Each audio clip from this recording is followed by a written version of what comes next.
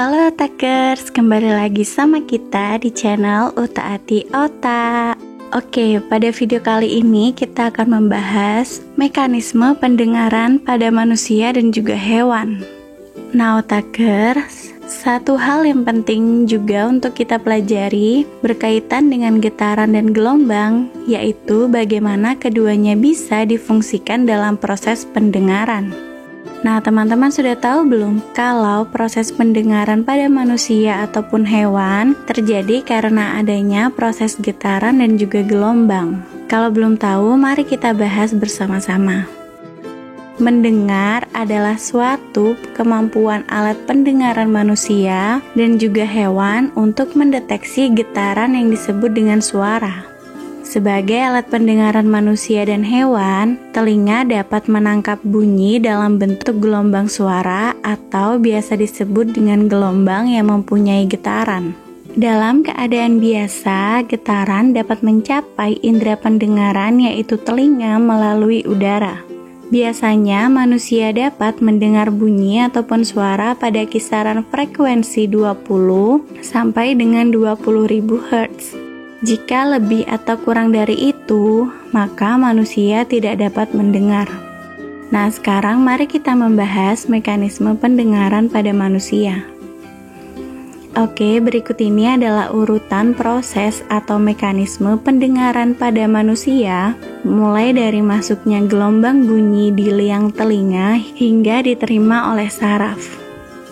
Jadi yang pertama adalah gelombang bunyi diterima terlebih dahulu oleh daun telinga. Lalu gelombang bunyi yang telah diterima daun telinga akan disalurkan masuk ke dalam liang telinga. Nah, gelombang bunyi akan menggetarkan gendang telinga. Getaran tersebut kemudian diteruskan oleh tulang-tulang pendengaran atau biasa dengan disebut osikel. Jadi dari getaran tersebut akan diteruskan ke tingkat jorong dan menggetarkan cairan limfe di dalam koklea. Getaran cairan limfe yang ada di dalam koklea ini akan menggerakkan sel reseptor organ korti yang menghasilkan impuls untuk dihantarkan oleh saraf pendengar ke otak untuk diartikan. Kemudian getaran cairan limfe ini juga menggerakkan tingkap bulat bergerak keluar masuk untuk mengatur tekanan udara di dalam agar seimbang dengan tekanan di luar. Nah, setelah membahas mekanisme pendengaran pada manusia, mari sekarang kita membahas mekanisme pendengaran pada hewan. Jadi, beberapa hewan mamalia akan menggunakan daun telinganya untuk memfokuskan suara yang diterimanya. Hal inilah yang disebut dengan sistem sonar, di mana sistem sonar sendiri adalah sistem yang digunakan untuk mendeteksi tempat dalam melakukan pergerakan dengan mendeteksi suara yang memiliki frekuensi tinggi. Biasanya adalah ultrasonik, yaitu bunyi yang melebihi dari 20.000 Hz. Nah, contoh hewan yang menggunakan sistem sonar sendiri adalah pada kelelawar, anjing, dan juga lumba-lumba. Mari sekarang kita membahas tentang sistem sonar yang terjadi pada hewan kelelawar ya Otakers. Nah, kelelawar ini adalah satu-satunya hewan mamalia yang bisa terbang. Namun persoalannya adalah dengan aktivitasnya kenapa dan bagaimana kelelawar dapat bergerak leluasa di malam gelap gulita. Ternyata hal ini sangat dipengaruhi oleh sistem pendengaran yang dimiliki oleh kelelawar tersebut. Nah, kelelawar ini terbang dan memandu arah menggunakan gelombang bunyi yang tidak dapat didengar oleh manusia, yaitu adalah gelombang ultrasonik. Jadi, berikut kita bahas bagaimana sih proses pendengaran pada kelelawar ini digunakan dalam mencari sumber suara atau mangsanya. Nah, menurut hasil penelitian lanjut dapat diketahui bahwa kelelawar mengeluarkan pulsa gelombang ultrasonik dengan frekuensi sekitar 40-50 kHz.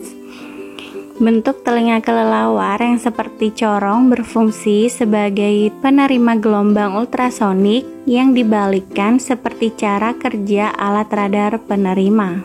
Kemudian kelelawar akan meninggikan frekuensi ultrasonik apabila hendak menangkap mangsa secara memintas. Lalu denyut ultrasonik yang dipancarkan oleh kelelawar akan dipantulkan apabila terkena mangsanya. Fenomena ini seperti gema di mana bunyi dipantulkan apabila tiba di satu media.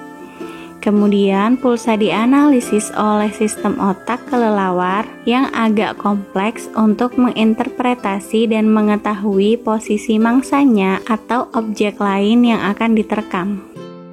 Nah, kelelawar menggunakan kantung jaringan atau web pocket yang terletak di bagian ekor dan dengan bantuan sayapnya untuk memerangkap mangsanya. Lingkungan dengan tingkat kebisingan yang tinggi tidak akan melemahkan sistem radar yang ada pada kelelawar loh. Tetapi jika rekaman gelombang bunyi dirinya sendiri, maka akan berpengaruh kepada kemampuan kelelawar untuk menganalisis pantulan denyut pulsa yang diterimanya. Nah, rekaman gelombang bunyi tersebut sebenarnya telah mewujudkan tingkat kebisingan yang hampir sama dan menyerupai gelombang ultrasonik. Oke otakers, itulah penjelasan singkat tentang mekanisme pendengaran pada manusia dan juga hewan. Jika teman-teman ada pertanyaan, silakan tulis pertanyaan teman-teman di kolom komentar ya. Nah, jangan lupa teman-teman untuk selalu mainkan kuisnya dan baca artikelnya hanya di website kita utaatiotak.com. Pastikan juga kalau teman-teman suka dengan video ini, jangan lupa klik tombol like-nya. Kemudian subscribe channel kita dan nyalakan lonceng notifikasinya supaya selalu update video terbaru dari kita. Salam dari Sabang sampai Merauke.